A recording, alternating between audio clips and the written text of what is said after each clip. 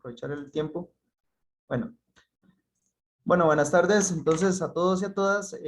Hoy vamos a empezar un temita que nos va a llevar, bueno, dos sesiones, la sesión de hoy y luego una sesión en junio, iniciando junio, que es sobre el ser humano como el otro, ¿no? O que también de alguna manera se constituye en un problema. Entonces, para esta oportunidad, quisiera pues compartirles un material que he preparado. Es un sistema que se llama como etiquetas, ¿verdad? Entonces, bueno, ya lo van a ver, aquí se los voy a compartir. Este sistema pues nos va a permitir ir repasando pues algunas cosas importantes en relación con la temática de hoy, ¿verdad? Entonces, ahí lo pueden ir viendo, ¿ok? ¿Están viendo compartido, verdad? Chicos y chicas. Sí, profe. Sí, ok, perfecto. Bueno, entonces el tema es la existencia del otro como problema. De hecho, la lectura que teníamos programada para hoy es una lectura de un pensador personalista, también existencialista, llamado Gabriel Marcel, que escribe una obra, como ya ustedes la vieron, El ser humano como problema o el hombre como problema, ¿no?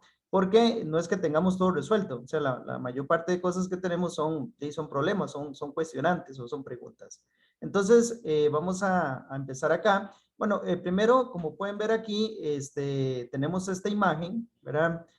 Donde es confrontándose los seres humanos, ¿verdad? Una realidad que puede ser tanto, digamos, entendida como nosotros viéndonos en el propio, digamos, como en el propio espejo, viéndonos realmente quiénes somos nosotros, ¿cómo puede ser también contemplando a las otras personas? Es decir, aquellos que tenemos al frente nuestro. Entonces, vamos a partir de la siguiente pregunta. Esto es lo que quería que empezáramos, esta pregunta. ¿En qué condiciones el ser humano se convierte íntegramente en una cuestión para el mismo ser humano? Es decir, actualmente ustedes piensan, es una pregunta que hago al grupo, ahí los que puedan responder o los que deseen, ¿ustedes creen que hoy por hoy estamos más centrados en problemas externos al ser humano que en problemas internos al ser humano? ¿Qué piensan ustedes?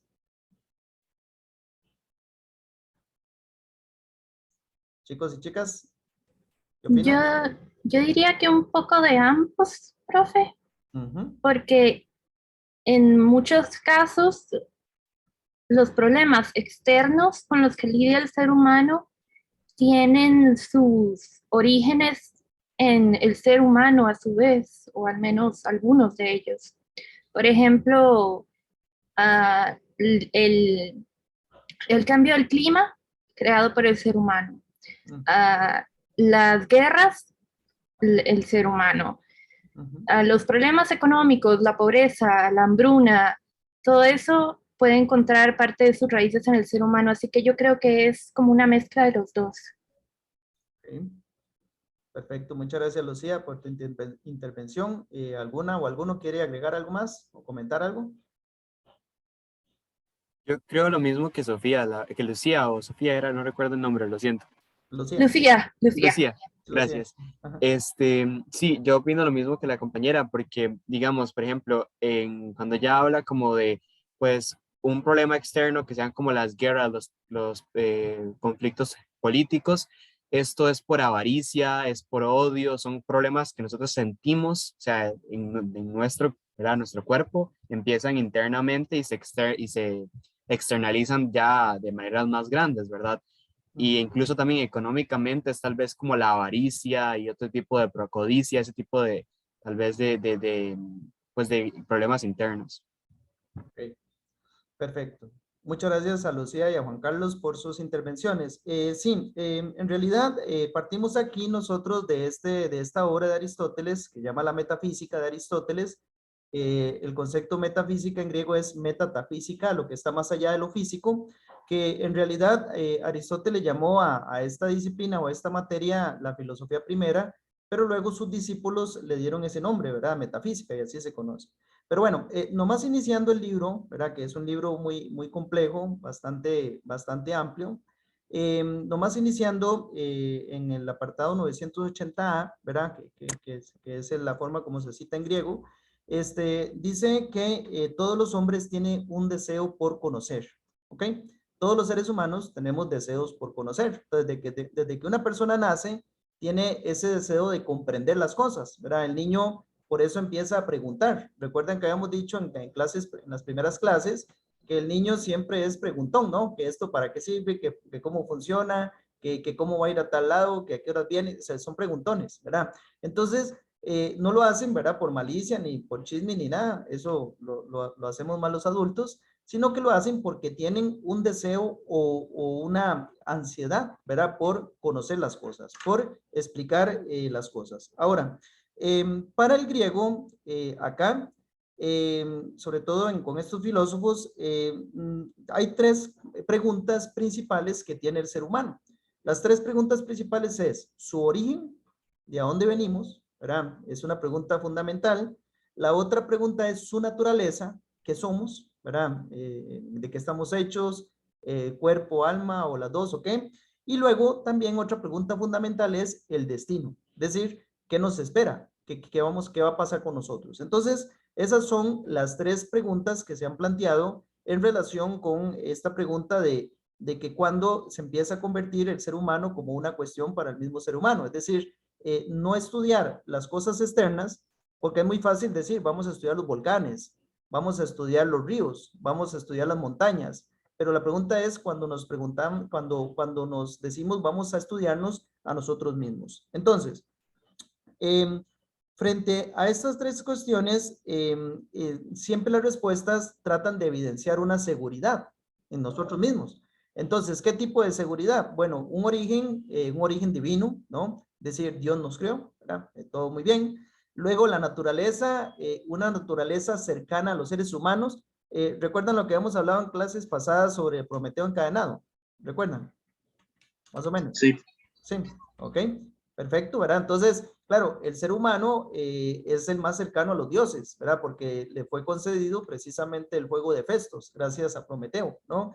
Que después fue castigado. Entonces, las respuestas siempre nos tratan de dar una seguridad. Ah, bueno, y el destino. Entonces, el destino se empieza a crear la visión, digamos, de una eternidad, de un cielo, del Sheol, de un lugar de los muertos. Entonces, algo que nos diga, miren, es que aquí no nos aniquilamos, sino que nos espera algo en el futuro. Es decir, todas las respuestas que se buscan dar en relación a la cuestión sobre el ser humano son respuestas que nos dan seguridad y que nos evitan la inquietud.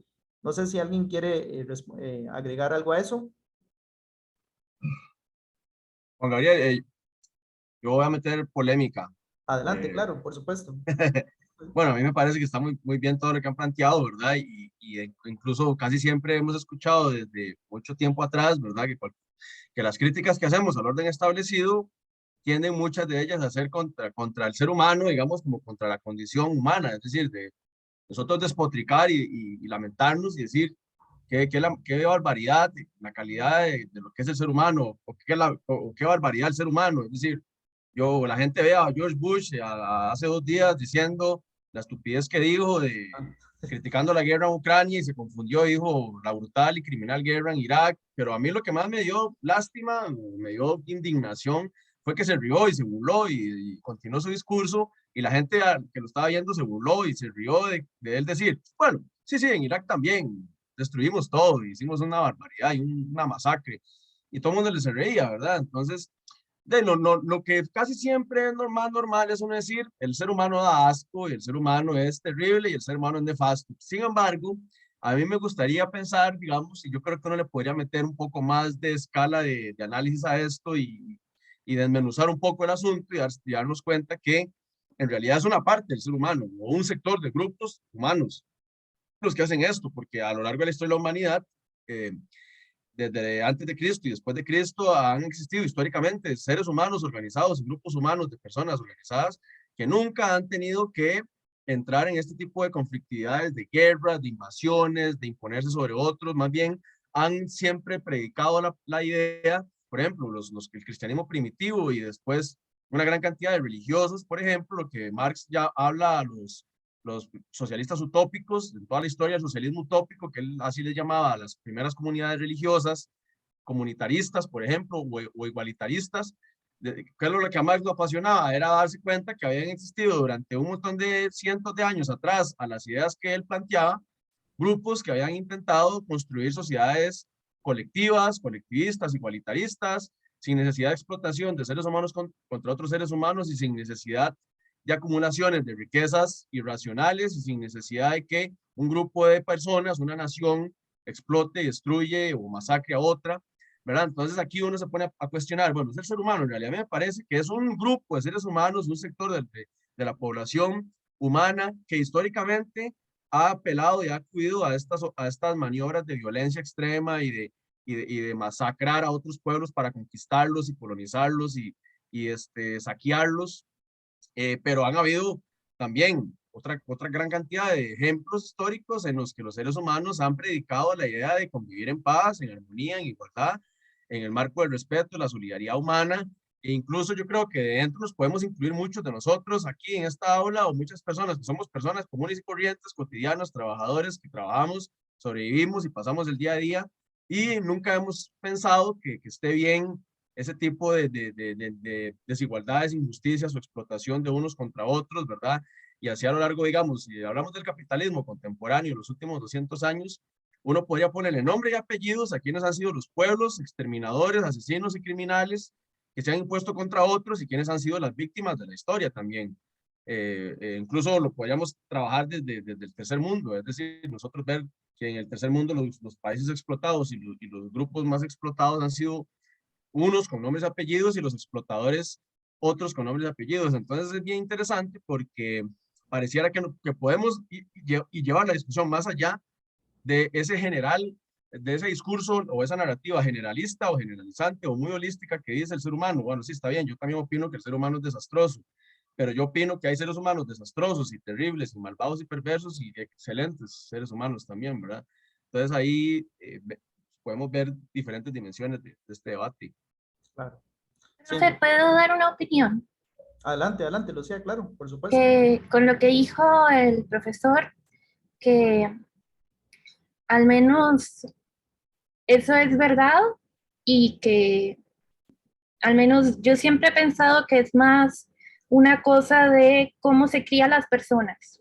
Es más, en vez de naturaleza, es más cómo se crían la sociedad en la que se crían las personas, porque al menos desde mi punto de vista, todos empezamos siendo inocentes.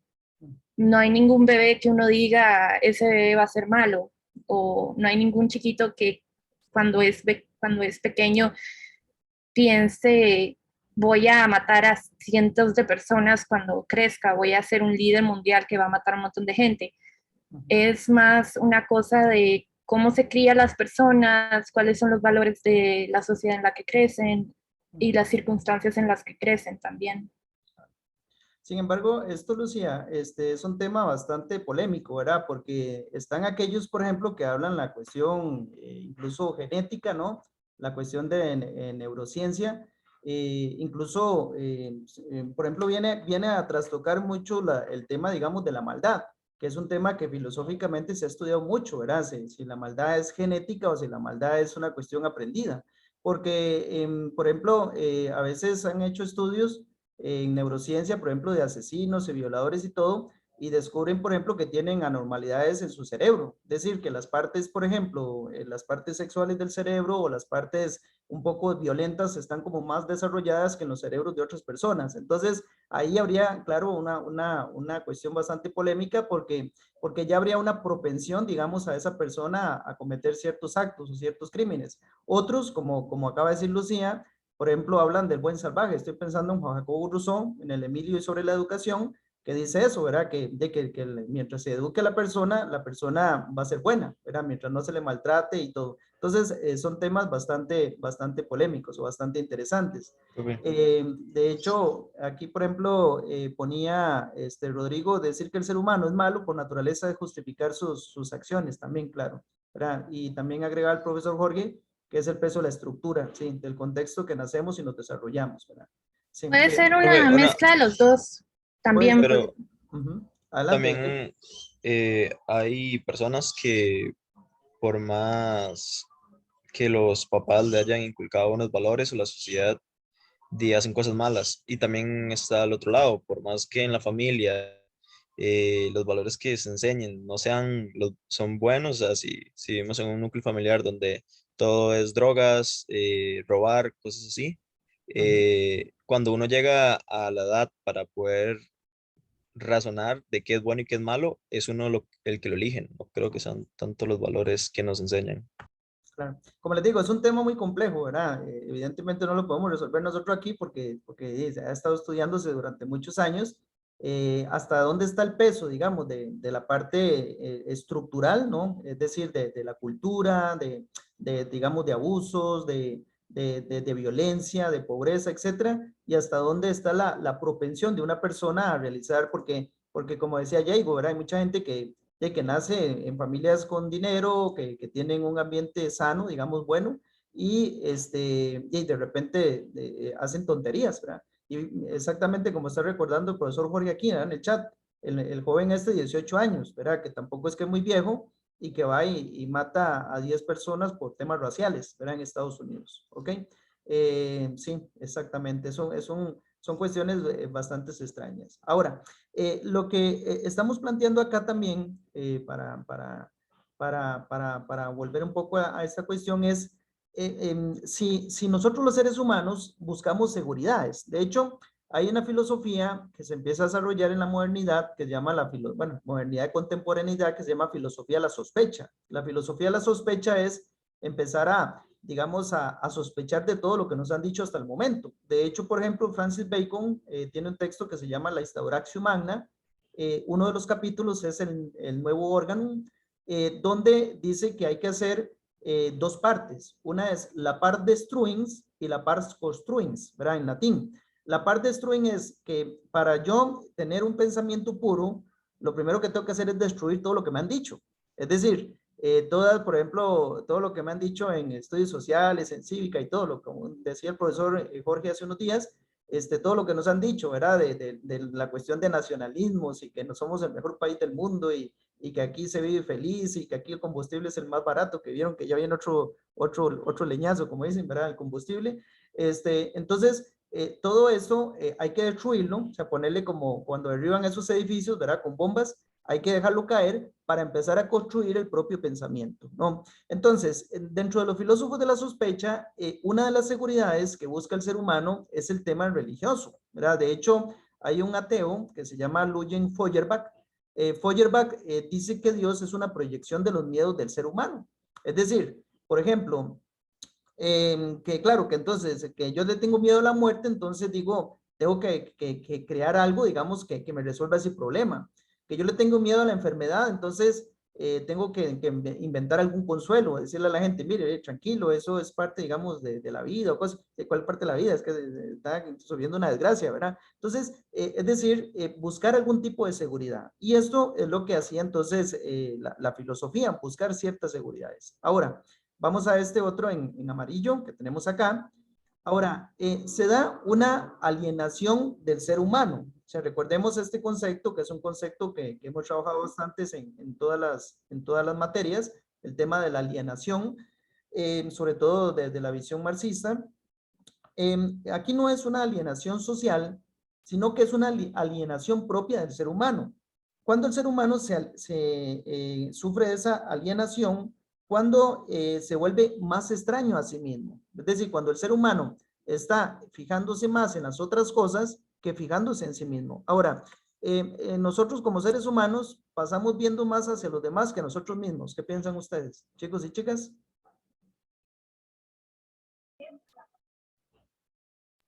A nosotros mismos. A nosotros mismos, dice Diego. Yo Mariana. considero de que nosotros siempre andamos, digamos, usualmente nos pasamos viendo a los demás porque nos da miedo vernos a nosotros mismos. Uh-huh. Hay una costumbre muy extraña que es de la gente de andarse comparando siempre, ¿verdad? Que eso le crea infelicidad. ¿Por qué? Porque casi siempre se comparan con los que están mejor que uno y no con los que están peor, ¿verdad? ¿Por qué? porque vean ustedes, por ejemplo, en la universidad, siempre puede ser que creen esos temas de comparación, ¿verdad? De que es que se sacó un examen mejor que yo, que es que este interviene más que yo, que es que este tiene mejor don de palabra. Entonces empezamos a compararnos y eso va creando como un vacío en el ser humano porque eso le genera cierta confusión y cierta inquietud. Entonces, por esa problemática de estarnos comparando con los otros. Y, por ejemplo, lo que son las fiestas de generaciones y todo esto, después de ciertos años, crea un efecto como las redes sociales, ¿verdad? Entonces, claro, los que van a las fiestas, a veces, digo yo, ¿verdad? Es una opinión personal, a veces crean, digamos, toda una cuestión un poco mítica en relación con su vida para no reconocer que como todo mundo tienen fracasos, ¿verdad? Pero todo mundo llega y todo mundo está perfecto, ¿verdad? Que tienen el mejor trabajo y tienen la mejor novia, el mejor novio, que están felizmente casados, que los hijos son, bueno, que están en la NASA y no sé qué. Entonces, el asunto es como que creamos ese tipo de contextos por miedo, digamos, o inseguridades de reconocer que la naturaleza humana es una naturaleza de falencias y de problemas. ¿Qué opinan de esto? Profe, Adelante. que quería mencionar algo que yo había escuchado que era un dicho que es que el ser humano es su peor enemigo o que uno mismo puede ser su peor enemigo porque nos comparamos mucho, nos destrozamos a nosotros mismos, nos agarramos y decimos, ay, es que yo no puedo hacer tal cosa, no puedo hacer tal otra, es que yo tengo tal cosa y fulanito no la tiene, pero igual es mejor que yo, etcétera, etcétera. Claro. Sí, las odiosas comparaciones, pero no que las hagan otros, sino como dice Lucía, podemos destruirnos solos. Es que, miren, en la vida ustedes no necesitan que alguien los destruya, ustedes mismos se pueden destruir, ¿verdad? En todos los sentidos. ¿Por qué? Porque lo va a decir este autor, precisamente Aristóteles, este que antes les mencionaba, en la Ética Nicómaco, él está buscando el sentido de la felicidad. Ahorita vamos a ver más adelante algo en relación con ello, no con Aristóteles, sino con otros filósofos.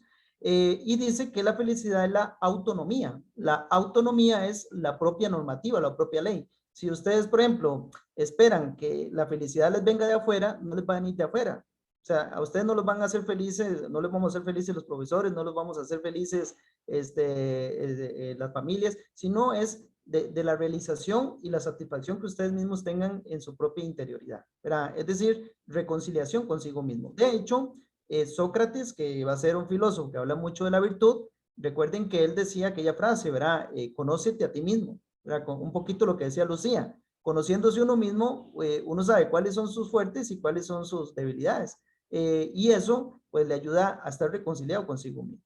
¿Ok? Bueno, vamos un poquito más. Ahora, existe comúnmente una disociación entre lo que es la esencia y la existencia. Vamos a ver si nos entendemos con esto. Esto es lenguaje filosófico. De hecho, estamos con la filosofía existencialista, ¿no? Entonces, una tiende a desplazar a la otra. ¿Qué es la esencia? Bueno, la esencia es lo que hace que algo sea. Entonces, ¿cuál es la esencia del ser humano? Pues su humanidad. Durante la época, por ejemplo, medieval, la esencia del ser humano fue lo religioso, era Dios, era en la vida del ser humano.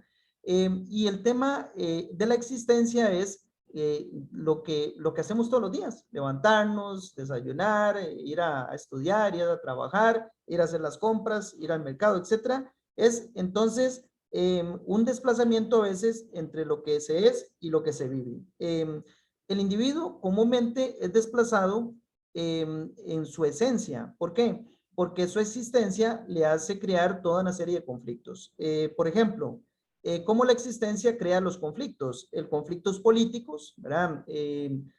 Por ejemplo, la gente que está viendo la guerra de Ucrania y Rusia están teniendo un problema existencial. Es, ¿por qué no puedo vivir normalmente como vive todo el mundo? ¿Verdad? ¿Por qué tengo que esconderme apenas suenan los toques de queda o apenas suenan las sirenas, los antibombarderos y todas estas cuestiones?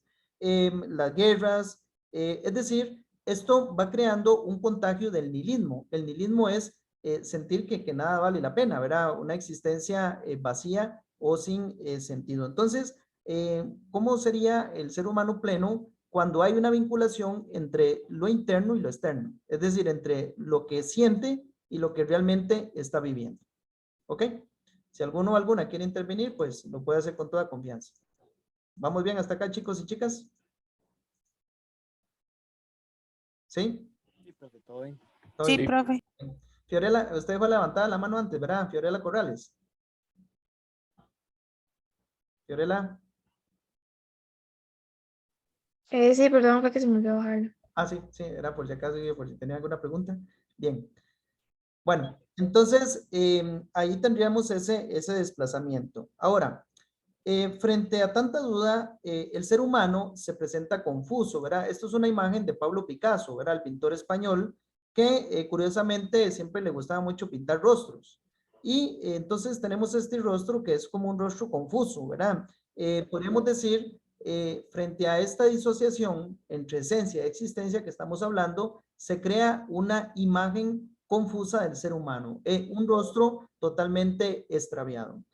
Saben que el concepto griego de rostro es prosopon, ¿verdad? Prosopon es el concepto en griego y el prosopon se refiere sobre todo a las máscaras, ¿verdad? A las máscaras que nos ponemos los seres humanos. Ese es el prosopon es la definición de persona, ¿verdad? Es la definición de persona. ¿Hasta aquí vamos bien, jóvenes? Chicos, Profe, Sí, ¿cómo es profe, que se se entiende. escribe lo del rostro? significa prosopon, ¿verdad? Así como suena, es prosopon, que es la definición precisamente de persona, ¿verdad? Ahora, ¿de dónde viene la definición de persona? Bueno, ustedes han ido a los teatros, ya de hecho el profesor Carlos les dejó la tarea esta de ir al Teatro Nacional, ¿no?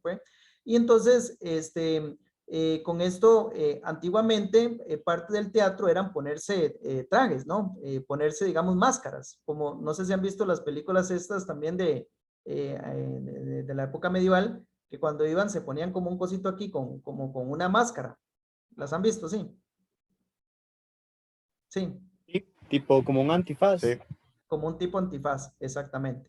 Entonces, eso impedía realmente reconocer quién era la persona, ¿verdad? Entonces ahí pues la gente se desinhibía un poco, así podían tomar más y hacer más diabluras y todo. ¿Por qué?